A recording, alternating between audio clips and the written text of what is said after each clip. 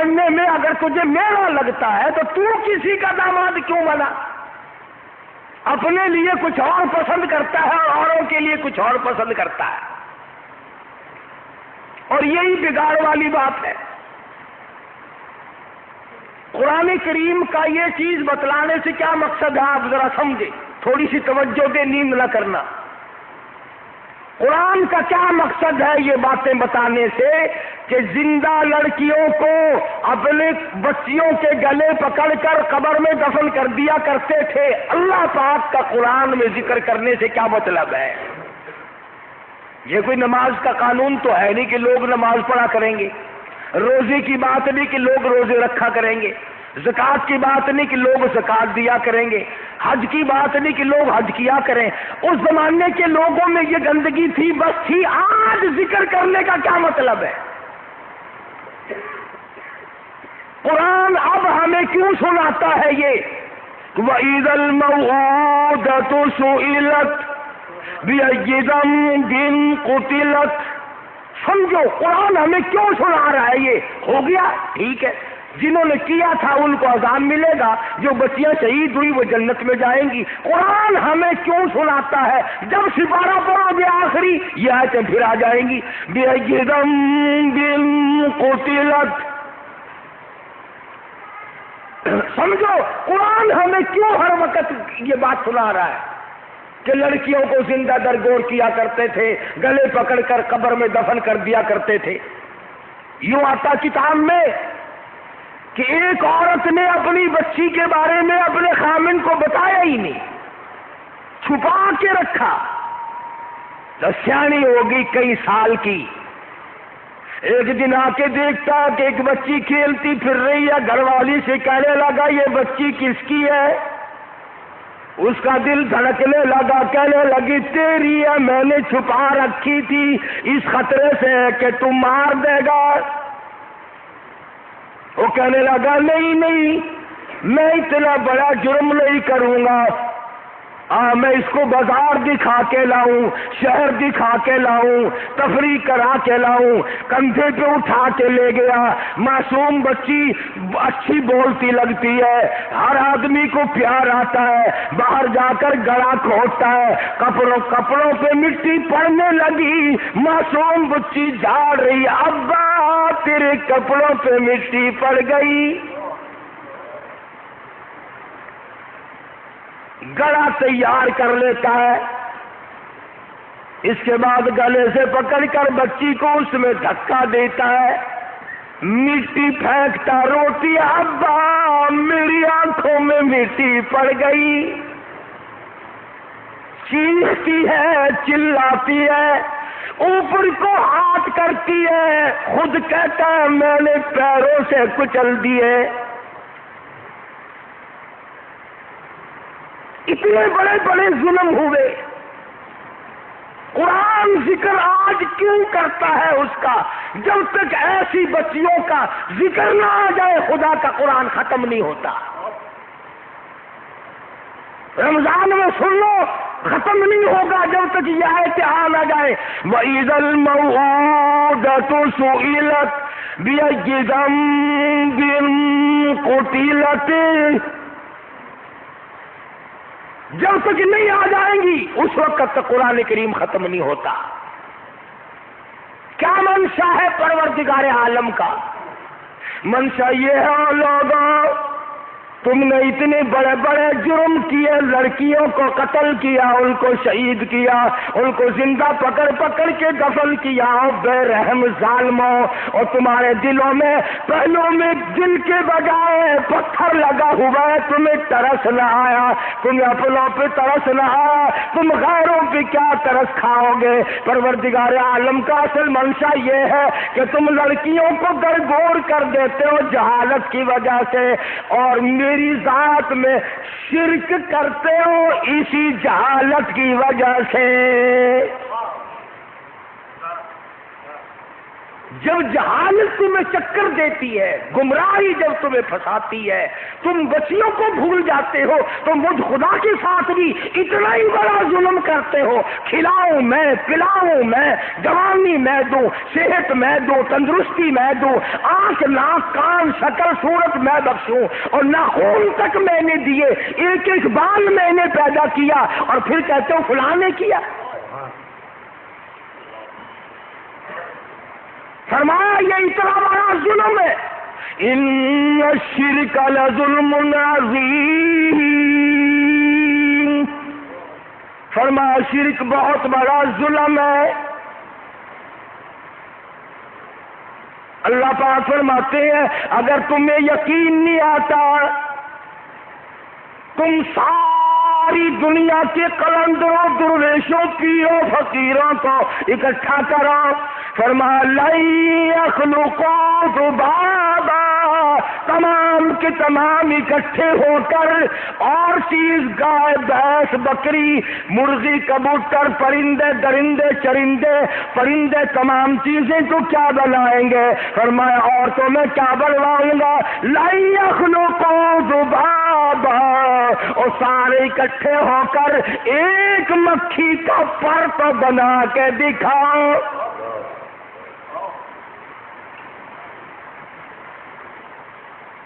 مکھی بھی نہیں، مکھی کا پر تو بنا کے دکھاؤ۔ جانور سمجھ جاتا ہے۔ آج تک کسی کی 100 سال کی عمر ہو، جا کے پوچھو، 80 سال کی عمر ہے، جا کے پوچھو، 50 سال کی عمر والے سے جا کے پوچھو، عورتوں سے پوچھو، مردوں سے پوچھو، کبھی کوئی گائے، کوئی بھینس، کبھی بکری، مرغی، تمام جتنے بھی جانور ہیں، کبھی کوئی جانور کسی قبر کو پوجنے نہیں گیا۔ ان کو اولاد کون دے رہا ہے؟ ان کو کھانے کو کون دیتا ہے؟ ان کو پینے کو کون دیتا ہے؟ اور اشرف المخلوقات کا یہ حال ہے جس کے لیے محمد عربی صلی اللہ علیہ وسلم جیسا سردار نبی بن کر آئے، ساتھ اللہ کا قرآن لائے، اس انسان کا حال یہ ہے، کوئی پیپل کے سامنے جھکا کھڑا ہے، کوئی بڑ کے سامنے ہاتھ باندھے کھڑا ہے، کوئی قبر کو چاٹ رہا ہے، کوئی کسی چشمے کے اوپر مونڈا پڑا ہے، اور انسان کا یہ حال ہے۔ ساری جتنی مخلوق ہے اس کی، پرندے، درندے، چرندے، ہوا میں اڑنے والے، سمندروں میں رہنے والے، پانی میں رہنے والے، کیڑے مکوڑے، جتنی خدا کی مخلوق ہے، ایک کو بتاؤ کبھی کسی غیر کو سجدہ کرتے دیکھا ہو؟ جس کے لیے نبی بن کر آیا، سرکار دو عالم صلی اللہ تعالی علیہ وسلم کے سامنے صحابی بیٹھا ہے، عرض کرنے لگا یا رسول اللہ میرا کیا حال بنے گا، میری زندگی کا کیا حال بنے گا، آخرت میں کیا گزرے گی؟ میں نے 8 بچیوں کو اپنے ہاتھوں سے زندہ دفن کیا۔ یوں آتا ہے کتابوں میں، حضور اکرم صلی اللہ علیہ وسلم فرمایا کرتے تھے، فرمانے لگے پھر سنا، دوبارہ سنا، تو نے معصوم بچیوں کے ساتھ کیا کیا؟ صحابی کہتا ہے حضور اکرم صلی اللہ علیہ وسلم جیسی شفیق، مہربان، امت پہ کریم و رحیم ذات اقدس ہے، فرمایا سنتے بھی جاتے تھے، اتنے روتے جاتے تھے، آپ کی تمام داڑھی مبارک آنسوں سے تر ہو گئی۔ سنتے بھی جاتے تھے اور فرماتے تھے پھر سنا تو نے کیا کیا؟ ادھر صحابی سناتا بھی جاتا ہے، روتا بھی جاتا ہے کہ میں اتنا بڑا ظلم کر بیٹھا ہوں، نہ جانے میری ساتھ آخرت میں کیا بنے گی، میری قبر میں کیا ہوگا، میرے لیے حشر میں کیا اللہ پاک فرمائیں گے۔ آپ صلی اللہ علیہ وسلم نے فرمایا کہ یہ سارے تیرے گناہ اس قسم کے جو ہیں یہ حالت کفر کے ہیں۔ الاسلام یعظم ما کان قبلہ، اسلام تمام گناہوں کو، پچھلے خطاؤں کو مٹا دیتا ہے، اسلام تمام گناہوں کو مٹا دیتا ہے. حضور نے یہ فرمایا اور صحابی کا یقین تھا، مگر صحابی پھر رو کر کے کہتا تھا یا رسول اللہ جب قیامت میں وہ 8 لڑکیاں اللہ کی عدالت میں کھڑی ہوں گی میرا کیا بنے گا؟ کیا بن سکے گا؟ جہالت کی وجہ سے میں کر بیٹھا. اتنے بڑے بڑے ظلم آدمی اسی وقت کرتا ہے جب اللہ کے قرآن کے نزدیک نہیں آتا، ورنہ وجہ کوئی نہیں کہ محمد عربی صلی اللہ علیہ وسلم کا امتی ہو اور پھر آدمی غلط کاریوں میں مبتلا رہے. نماز کی پرواہ نہیں کرتے کافی لوگ. اتنا بڑا جرم، اتنا بڑا جرم. دنیا کا کوئی مذہب، مسلمانوں کا کوئی فرقہ اس بات کے لیے انکار نہیں کر سکتا کہ بے نماز آدمی اگر مرتا ہے تو حالت کفر میں مرتا ہے. اب رمضان شریف آ رہا ہے، کئیوں نے بوتلیں سنبھالنی ابھی سے شروع کر دی ہوں گی. بس طبیعت ٹھیک نہیں میری، تو بندوں کے سامنے تو تم شیشی بوتل دکھا لو گے. اصل تو یہاں کون سی عدالت لگی ہوئی ہے کہ بھی جو روزہ نہیں رکھتا اس کو یہاں کون سزا دے رہا ہے؟ وہ سزا دینے والے خود نہیں رکھتے. کون تمہیں یہ مجبور کرتا ہے؟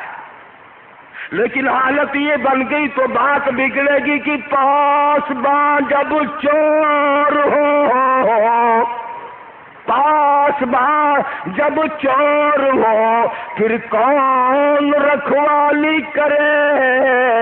اس چمن کا حال کیا جس کا مالی خود پامالی کرے؟ قانون کے محافظ افسر، بڑے بڑے سرکاری ملازم جب خود روزہ نہ رکھے دوسرے کو کیا مجبور کر سکتے ہیں؟ اور وہ یہ سمجھتے ہیں کہ آج ہم سرکاری ملازم ہیں، ہم پولیس کے ملازم ہیں، ہم انکم ٹیکس کے ملازم ہیں، ہم CIA کے ملازم ہیں، ہم ملٹری میں ملازم ہیں. آج تو سرکار کا ملازم ہو کے گھمنڈ میں پھرتا ہے. اللہ پاک فرماتے ہیں میرا تو بندہ ہے، میں تیرا خدا ہوں. اگر تیری رگ رگ میں آگ نہ بھر دی تو میری خدائی کیا ہوئی؟ واللہ عزیز ذو انتقام. جب میں بدلہ لوں گا پھر میں دیکھوں گا کون سی طاقت تجھے چھڑانے کے لیے دور ہو کر بدماشی کرتا ہے. نہیں رکھتا، فرمایا نہ رکھے، میرے پاس آخر کار تو آئے گا، میری اندھیری کوٹڑی میں آئے گا، میری قبر میں آئے گا جہاں تیرا کوئی بھی ساتھ نہ دے گا. نہ ڈاکٹری ساتھ آئے گی، نہ افسری ساتھ آئے گی، نہ غربت یہاں والی تیری ساتھ آئے گی. تو ہوگا اور کیڑے ہوں گے. فرمایا اگر تجھے کھا کر برباد نہ کر دے تو میری خدائی کیا ہوئی؟ حضرت ابو ایوب انصاری رضی اللہ تعالی عنہ فرماتے ہیں کہ میں حضور اکرم صلی اللہ علیہ وسلم کے ساتھ تھا. مدینے پاک سے باہر عشاء کی نماز سے پہلے اور مغرب کے بعد تشریف لے گئے، حضور میں ساتھ تھا. فرماتے ہیں کہ ایک دم اتنی چیخو پکار ہوئی، چنگار آئی، میں ڈر گیا اور آپ نے مجھ سے فرمایا ابو ایوب ڈر گئے؟ میں نے عرض کیا ہاں یا رسول اللہ میں تو ڈر گیا ہوں. فرمایا پتہ یہ کائے کی چیخیں تھی؟ میں نے عرض کیا یا رسول اللہ میں تو نہیں جانتا. فرمایا یہود کے قبرستان کی چیخوں ہیں، چیخو پکار ہے، یہودیوں کے مردوں کی پٹائی ہو رہی ہے. تو تمہیں کیا معلوم ہے ان قبروں میں باغ لگے ہوئے؟ اور یہ مسئلہ ہے کہ اگر کوئی کھلے بندوں کھاتا پیتا رمضان میں نظر آئے، اسلام کی حکومت ہو تو اس کو قتل کیا جائے، کیونکہ اس نے اسلام کی توہین کی. پھر بھی لوگ احترام کرتے ہیں، فرنٹیئر میں پھر بھی لوگ روزے کا احترام کرتے ہیں. یہ پنجاب کے 4-5 ضلع تو ایسے بدماش ہیں کہ یہاں تو حیا شرم غیرت بالکل نہیں. کسی کو کہو نا کیوں تو اپنے واسطے رکھدا ہونا روزے رکھدا ساڈے واسطے رکھدا ہے. عبداللہ ابن مغفل سب کہہ دو رضی اللہ تعالی عنہ صحابی ہے حضور اکرم صلی اللہ علیہ وسلم کا.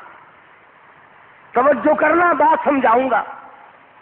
اپنے سگے بھتیجے کو شطرنج کھیلتے دیکھا. کھیلتے دیکھ کر فرمایا بھتیجے اور میرے بھائی کے بیٹے اللہ کے نبی حضرت محمد الرسول اللہ صلی اللہ علیہ وسلم نے اس کھیل سے منع فرمایا.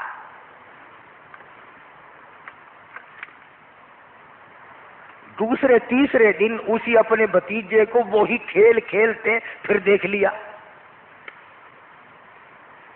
صحابی کو غصہ آیا اور یوں فرمایا لوگوں گواہ ہو جاؤ اس نے میری توہین نہیں کی بلکہ میں نے پرسوں پرلے دن اپنے آقا اور مولا حضرت محمد الرسول اللہ صلی اللہ تعالی علیہ وسلم کا قانون سنایا تھا. حضور کی حدیث سنائی تھی بات سنائی تھی. اس نے حضور کی حدیث کی توہین کی ہے بے قدری کی ہے. لوگوں تم گواہ ہو جاؤ اگر اس کی زندگی میں مر جاؤں اس کو میرے جنازے پہ آنے کی اجازت نہیں اور اگر یہ مر گیا ہرگز میں اس کے جنازے پہ نہیں جاؤں گا.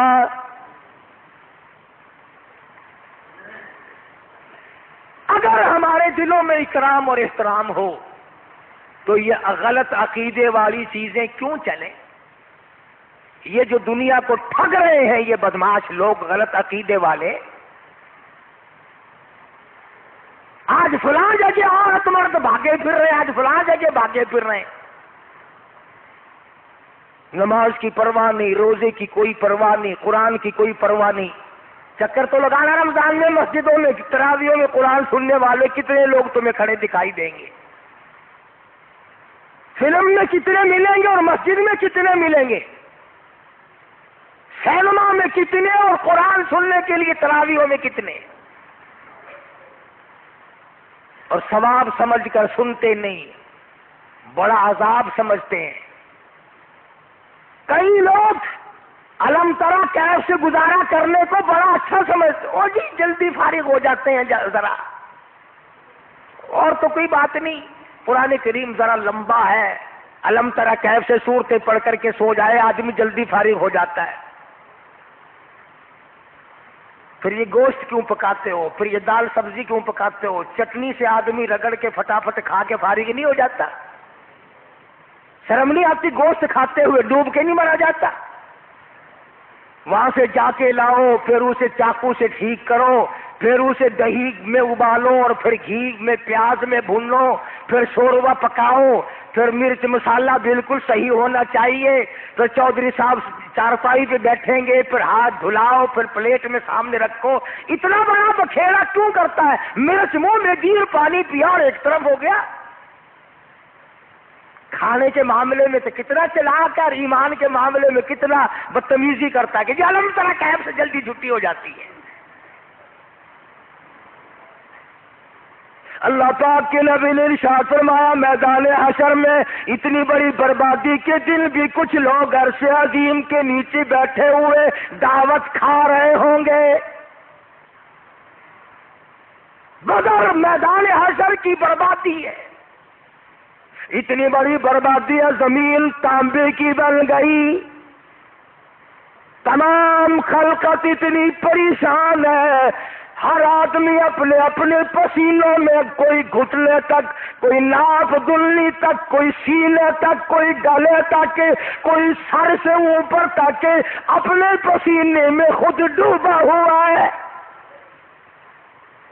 اس دن اللہ کے عرش کے نیچے کچھ آدمی کھانا کھا رہے ہیں، دسترخوان لگا ہوا ہے، فرشتے کھلا رہے ہیں، تو یہ برباد ہونے والے کہیں گے یا اللہ یہ کون ہے؟ یہ داڑھیوں والے دکھائی دیں، یہ کون ہے؟ یہ ان کے تو داڑھی ہے، ہم دنیا میں ان سے بڑے چلا کرتے تھے، بڑی نفرت کیا کرتے تھے، داڑھی والے کو دیکھ کر ہم تو ان کی گواہی کو معتبر نہیں سمجھا کرتے تھے. ہم تو رشتہ ناتا بھی دیتے ہوئے گھبرایا کرتے تھے کہ داڑھی والے بابے لکی میں نہیں ہے. اب آ جائے گی. تمہیں معلوم ہونا چاہیے تم حرام دن میں کھایا کرتے تھے, یہ روزہ رکھا کرتے تھے, تم رات کو سویا کرتے تھے, یہ تراویحوں میں میرا قرآن سنا کرتے تھے یا پڑھا کرتے تھے. انہوں نے ساری زندگی میرے قرآن کا, رمضان کا احترام کیا. آج قیامت کے دن میں خدا ان کا میزبان ہوں, یہ میرے مہمان ہیں. آج میں نے ان کی پہلی دعوت کی ہے.